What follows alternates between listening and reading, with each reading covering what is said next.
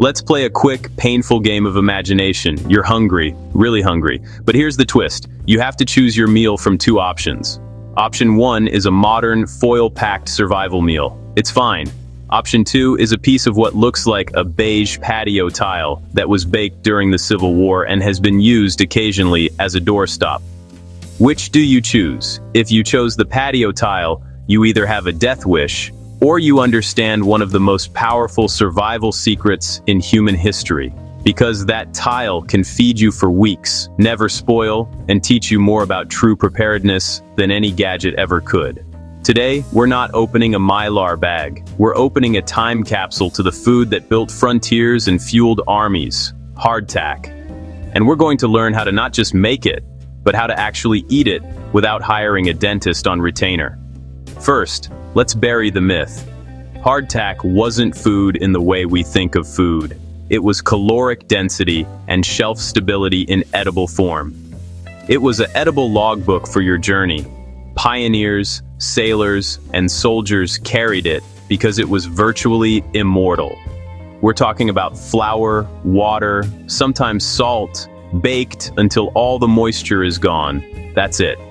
Its enemies were not mold, but weevils and boredom.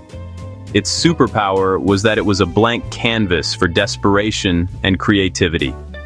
To understand it is to understand how to make calories from nothing and make them last forever.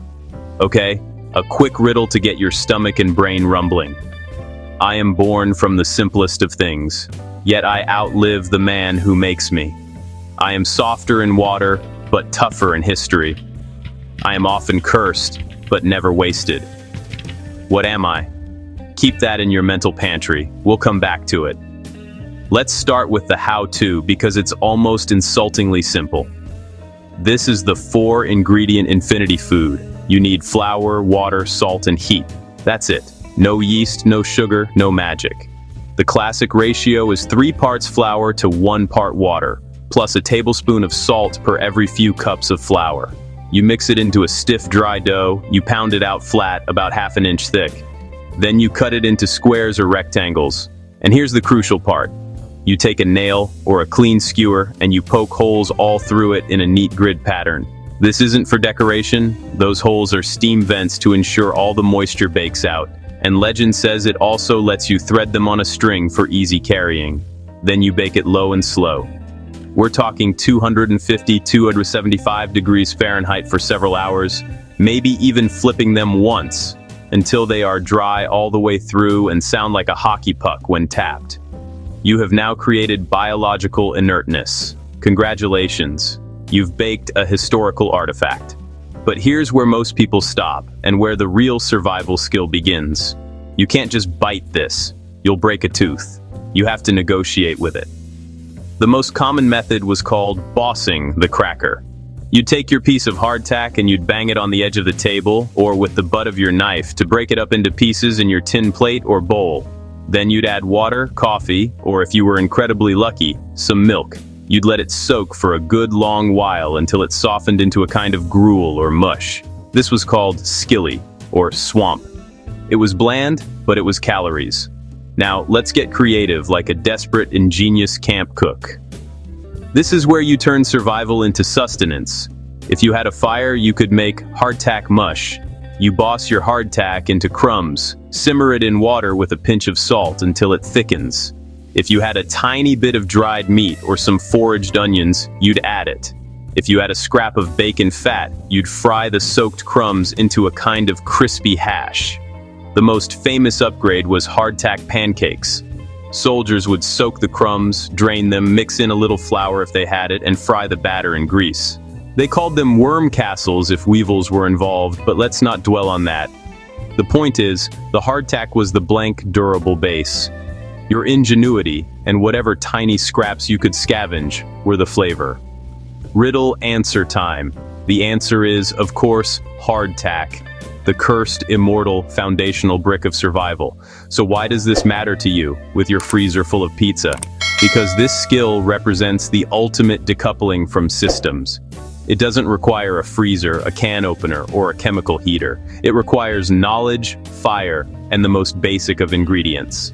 In a long-term scenario, your stockpile of wheat berries and a hand-cranked grain mill is worth more than gold, because it's an endless supply of flour to make these eternal calories. Learning to transform that flour with just water and heat into an indestructible, transportable, versatile food source is a primal skill. It turns scarcity into strategy. So your homework this week isn't to buy something, it's to bake something. Make a small batch of hardtack, let it cool, tap it on the table, listen to that hollow, durable sound, then try to eat it, soak it, crush it, fry it. Understand its nature. You're not just baking crackers, you're baking confidence. You're proving to yourself that with the simplest of elements, you can create the very thing that has carried humans across oceans, over mountains, and through the darkest winters. That's not a recipe. That's a revolution, sitting on your countertop, waiting for you to take a bite, or at least a careful, well-soaked nibble. Bonus section: storing hardtack so it truly lasts.